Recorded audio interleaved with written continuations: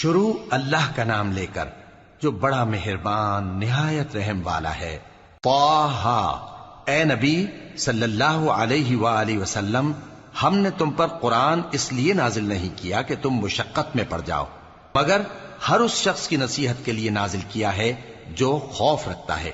یہ اس ذات کا اتارا ہوا ہے جس نے زمین اور اونچے اونچے آسمان بنائے، یعنی رحمان، جو عرش پر جلوہ افروز ہوا۔ جو کچھ آسمانوں میں ہے اور جو کچھ زمین میں ہے اور جو کچھ ان دونوں کے بیچ میں ہے اور جو کچھ مٹی کے نیچے ہے، سب اسی کا ہے۔ اور اگر تم پکار کر بات کہو تو کیا ہے، وہ تو آہستہ کہی ہوئی اور نہایت پوشیدہ بات تک کو جانتا ہے۔ اللہ وہ معبود برحق ہے کہ اس کے سوا کوئی معبود نہیں ہے، اس کے سب نام اچھے ہیں۔ اور کیا تمہیں موسیٰ کے حال کی خبر ملی ہے؟ جب انہوں نے آگ دیکھی تو اپنے گھر والوں سے کہا کہ تم یہاں ٹھہرو، میں نے آگ دیکھی ہے، میں وہاں جاتا ہوں، شاید اس میں سے میں تمہارے پاس انگارہ لاؤں یا آگ کے مقام سے اپنا رستہ معلوم کر سکوں۔ پھر جب وہ وہاں پہنچے تو آواز آئی کہ اے موسیٰ، میں تو تمہارا پروردگار ہوں، تو اپنے جوتے اتار دو، تم یہاں پاک میدان یعنی طویٰ میں ہو، اور میں نے تم کو منتخب کر لیا ہے، تو جو حکم دیا جائے اسے سنو۔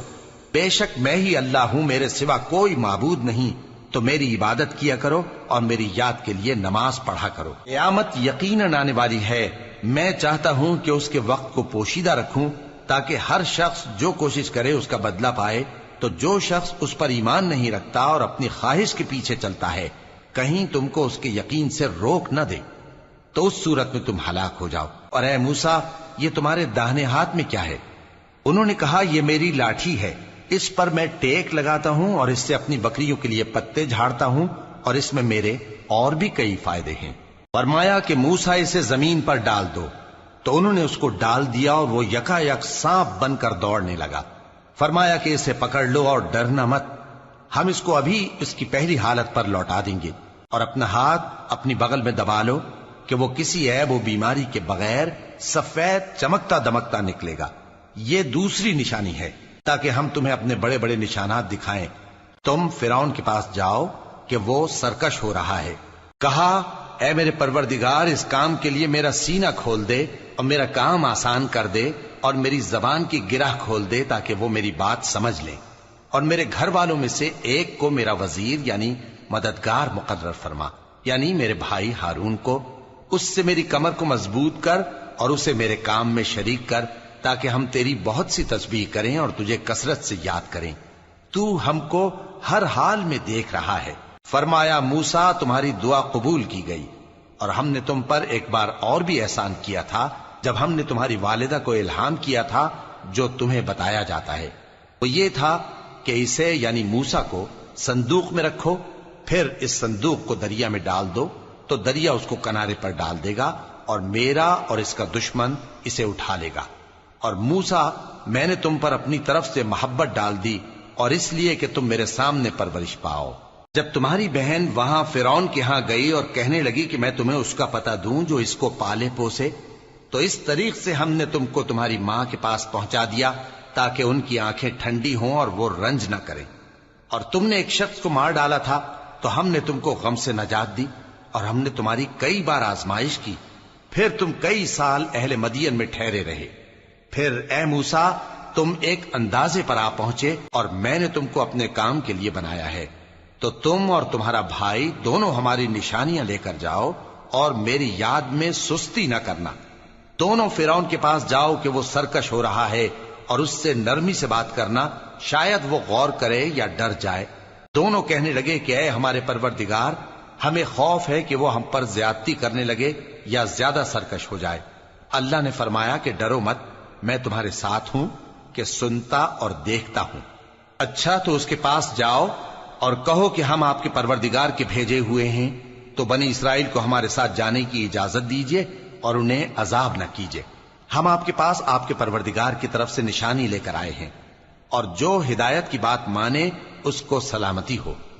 ہماری طرف یہ وحی آئی ہے کہ جو جھٹلائے اور منہ پھیرے اس کے لیے عذاب تیار ہے۔ غرض موسیٰ اور ہارون فرعون کے پاس گئے، اس نے کہا کہ موسیٰ، تمہارا پروردگار کون ہے؟ کہا کہ ہمارا پروردگار وہ ہے جس نے ہر چیز کو اس کی شکل و صورت بخشی، پھر راہ دکھائی۔ کہا تو پہلی قوموں کا کیا حال ہوا؟ فرمایا کہ ان کا علم میرے پروردگار کو ہے جو کتاب میں لکھا ہوا ہے۔ میرا پروردگار نہ چوکتا ہے نہ بھولتا ہے۔ وہ وہی تو ہے جس نے تم لوگوں کے لیے زمین کو فرش بنایا اور اس میں تمہارے لیے رستے بنا دیے اور آسمان سے پانی برسایا، پھر اس سے مختلف نباتات پیدا کی کہ خود بھی کھاؤ اور اپنے مویشیوں کو بھی چراؤ۔ بے شک ان باتوں میں عقل والوں کے لیے بہت سی نشانیاں ہیں۔ اسی زمین سے ہم نے تم کو پیدا کیا اور اسی میں ہم تمہیں لوٹائیں گے اور اسی سے ہم تمہیں دوسری دفعہ نکالیں گے۔ اور ہم نے فرعون کو اپنی سب نشانیاں دکھائیں، مگر وہ تکذیب اور انکار ہی کرتا رہا۔ کہنے لگا کہ موسیٰ، کیا تم ہمارے پاس اس لیے آئے ہو کہ اپنے جادو کے زور سے ہمیں ہمارے ملک سے نکال دو؟ تو ہم بھی تمہارے مقابل ایسا ہی جادو لائیں گے، تو ہمارے اور اپنے درمیان ایک وقت مقرر کر لو کہ نہ تو ہم اس کے خلاف کریں اور نہ تم، اور یہ مقابلہ ایک ہموار میدان میں ہوگا۔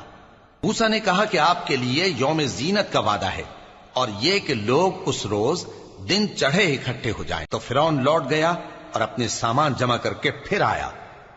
موسیٰ نے ان جادوگروں سے کہا کہ یہ تمہاری بربادی ہوگی، اللہ پر جھوٹ نہ باندھو، وہ تمہیں عذاب سے فنا کر دے گا، اور جس نے جھوٹ باندھا وہ نامراد رہا۔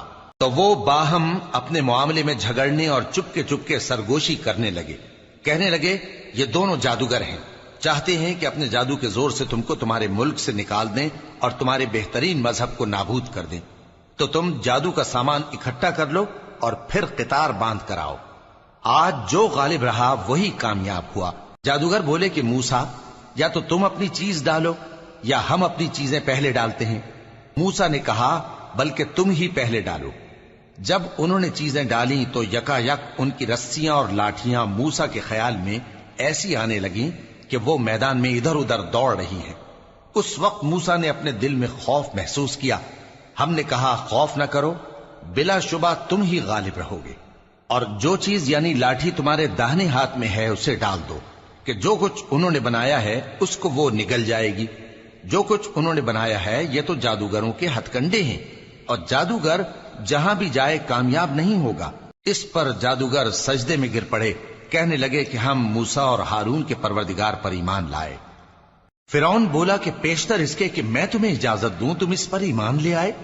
بے شک یہ تمہارا بڑا یعنی استاد ہے جس نے تم کو جادو سکھایا ہے، سو میں تمہارے ہاتھ اور پاؤں مخالف سمت سے کٹوا دوں گا اور تم کو کھجوروں کے تنوں پر سولی چڑھوا دوں گا، اور تم کو معلوم ہوگا کہ ہم میں سے کس کا عذاب زیادہ سخت اور دیر تک رہنے والا ہے۔ انہوں نے کہا کہ جو دلائل ہمارے پاس آ گئے ہیں ان پر اور جس نے ہم کو پیدا کیا ہے اس پر ہم آپ کو ہرگز ترجیح نہیں دیں گے، تو آپ کو جو حکم دینا ہو دے دیجئے، اور آپ جو حکم دے سکتے ہیں وہ صرف اسی دنیا کی زندگی میں دے سکتے ہیں۔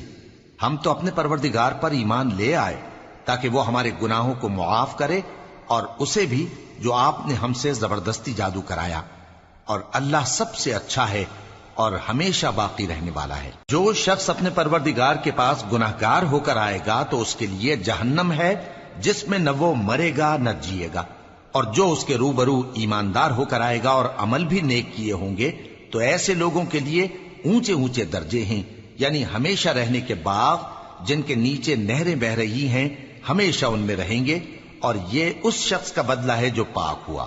اور ہم نے موسیٰ کی طرف وہی بھیجی کہ ہمارے بندوں کو راتوں رات نکال لے جاؤ، پھر ان کے لیے سمندر میں لاٹھی مار کر خشک رستہ بنا دو، پھر تم کو نہ فرعون کے آ پکڑنے کا خوف ہوگا اور نہ غرق ہونے کا ڈر۔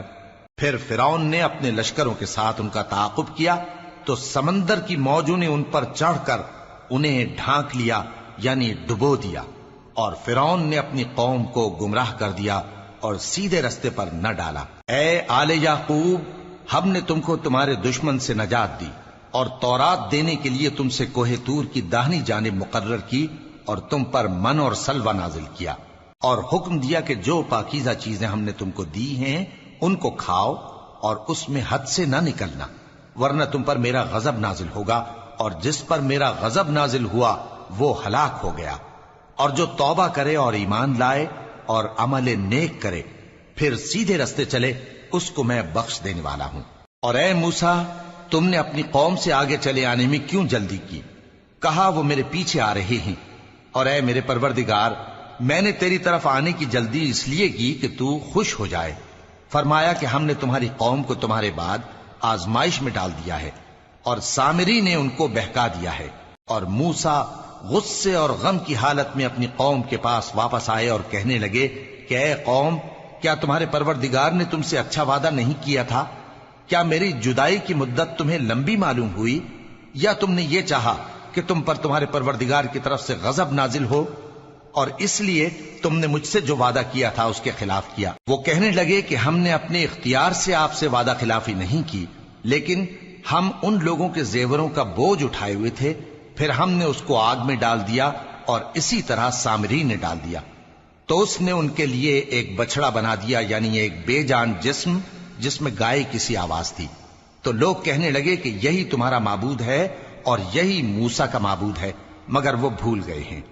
تو کیا یہ لوگ نہیں دیکھتے کہ وہ ان کی کسی بات کا جواب نہیں دیتا، اور نہ ان کے نقصان اور نفع کا کچھ اختیار رکھتا ہے؟ اور ہارون نے ان سے پہلے ہی کہہ دیا تھا کہ لوگوں، اس کے ذریعے تمہیں فتنے میں ڈال دیا گیا ہے، اور تمہارا پروردگار تو رحمان ہی ہے، تو میری پیروی کرو اور میرا کہا مانو۔ وہ کہنے لگے کہ جب تک موسیٰ ہمارے پاس واپس نہ آئیں ہم تو اس کی پوجا پر قائم رہیں گے۔ پھر موسیٰ نے ہارون سے کہا کہ اے ہارون، جب تم نے ان کو دیکھا تھا کہ گمراہ ہو گئے ہیں تو تم کو کس چیز نے روکا تھا؟ یعنی اس بات سے کہ تم میرے پیچھے چلے آؤ، بھلا تم نے میرے حکم کے خلاف کیوں کیا؟ کہنے لگے کہ اے ماں جائے، میری داڑھی اور سر کے بالوں کو نہ پکڑیے، میں تو اس سے ڈرا کہ آپ یہ نہ کہیں کہ تم نے بنی اسرائیل میں تفرقہ ڈال دیا اور میری بات کو ملحوظ نہ رکھا۔ موسیٰ نے فرمایا تو اے سامری تیرا کیا حال ہے؟ اس نے کہا کہ میں نے ایسی چیز دیکھی جو اوروں نے نہیں دیکھی، تو میں نے فرشتے کے نقش پا سے مٹی کی ایک مٹھی بھر لی، پھر اس کو بچڑے کے جسم میں ڈال دیا، اور مجھے میرے جی نے اس کام کو اچھا بتایا۔ موسیٰ نے کہا جا، تجھ کو دنیا کی زندگی میں یہ سزا ہے کہ کہتا رہے کہ مجھ کو ہاتھ نہ لگانا، اور تیرے لیے ایک اور وعدہ ہے، یعنی عذاب کا جو تجھ سے ٹل نہ سکے گا، اور جس معبود کی پوجا پر تو جمع ہوا تھا اس کو دیکھ، ہم اسے جلا دیں گے، پھر اس کی راکھ کو اڑا کر دریا میں بکھیر دیں گے۔ تمہارا معبود تو اللہ ہی ہے، جس کے سوا کوئی معبود نہیں، اس کا علم ہر چیز پر محیط ہے۔ اس طرح ہم تم سے وہ حالات بیان کرتے ہیں جو گزر چکے ہیں، اور ہم نے تمہیں اپنے پاس سے نصیحت کی کتاب عطا فرمائی ہے۔ جو شخص اس سے منہ پھیرے گا وہ قیامت کے دن گناہ کا بوجھ اٹھائے گا۔ ایسے لوگ ہمیشہ اس عذاب میں مبتلا رہیں گے، اور یہ بوجھ قیامت کے روز ان کے لیے برا ہوگا، جس روز سور پھونکا جائے گا، اور ہم گناہگاروں کو یوں اکٹھا کریں گے کہ ان کی آنکھیں نیلی نیلی ہوں گی۔ تو وہ آپس میں آہستہ آہستہ کہیں گے کہ تم دنیا میں صرف 10 ہی دن رہے ہو، جو باتیں یہ کریں گے ہم خوب جانتے ہیں۔ اس وقت ان میں سب سے اچھی راہ والا یعنی عاقل و ہوش مند کہے گا کہ نہیں، بلکہ صرف ایک ہی روز ٹھہرے ہو۔ اور اے نبی صلی اللہ علیہ وآلہ وسلم، لوگ تم سے پہاڑوں کے بارے میں دریافت کرتے ہیں، کہہ دو کہ میرا رب ان کو راکھ بنا کر بکھیر دے گا، پھر زمین کو ہموار میدان کر چھوڑے گا جس میں تم کوئی نشیب و فراز نہ دیکھو گے۔ اس روز لوگ پکارنے والے کے پیچھے چلیں گے اور اس کی پیروی سے انحراف نہ کر سکیں گے، اور رحمان کے سامنے آوازیں پست ہو جائیں گی، تو تم ایک ہلکی آواز کے سوا کوئی آواز نہ سنو گے۔ اس روز کسی کی سفارش کچھ فائدہ نہ دے گی مگر اس شخص کی جسے رحمان اجازت دے اور اس کی بات کو پسند فرمائے۔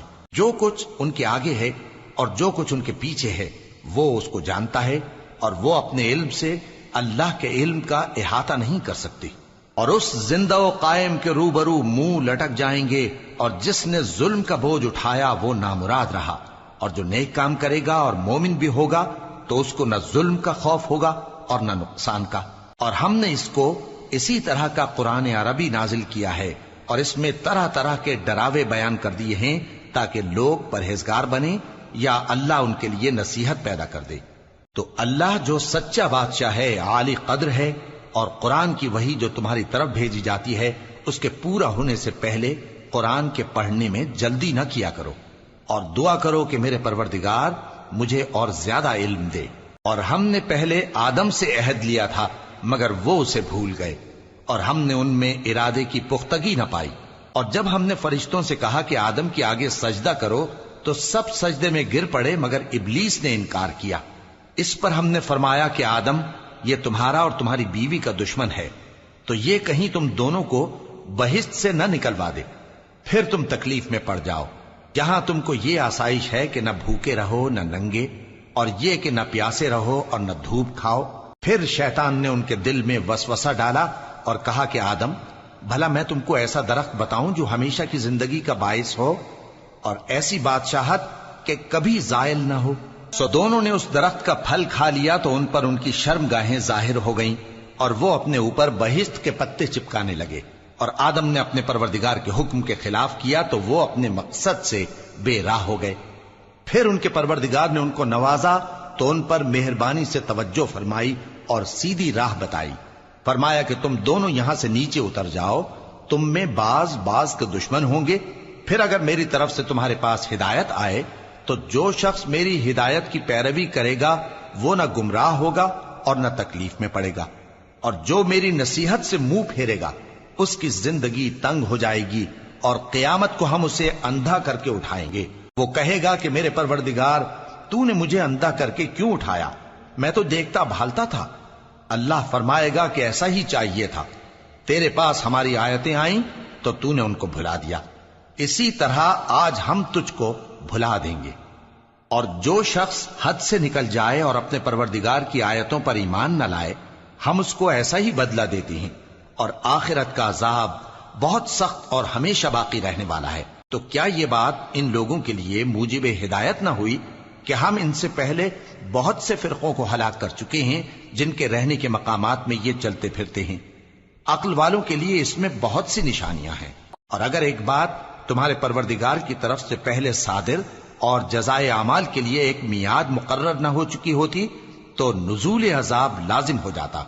پس جو کچھ یہ بکواس کرتے ہیں اس پر صبر کرو، اور سورج کے نکلنے سے پہلے اور اس کے غروب ہونے سے پہلے اپنے پروردگار کی تسبیح و تحمید کیا کرو، اور رات کی کچھ گھڑیوں میں بھی اس کی تسبیح کیا کرو، اور دن کے مختلف اوقات یعنی دوپہر کے وقت بھی، تاکہ تم خوش ہو جاؤ۔ اور کئی طرح کے لوگوں کو جو ہم نے دنیا کی زندگی میں آرائش کی چیزوں سے نوازا ہے تاکہ ان کی آزمائش کریں، ان پر نگاہ نہ کرنا، اور تمہارے پروردگار کی عطا فرمائی ہوئی روزی بہت بہتر اور باقی رہنے والی ہے۔ اور اپنے گھر والوں کو نماز کا حکم کرو اور اس پر قائم رہو۔ ہم تم سے روزی کے خواستگار نہیں، بلکہ تمہیں ہم روزی دیتے ہیں، اور نیک انجام اہل تقوی کا ہے۔ اور کہتے ہیں کہ یہ پیغمبر اپنے پروردگار کی طرف سے ہمارے پاس کوئی نشانی کیوں نہیں لائے؟ کیا ان کے پاس پہلی کتابوں کی نشانی نہیں آئی؟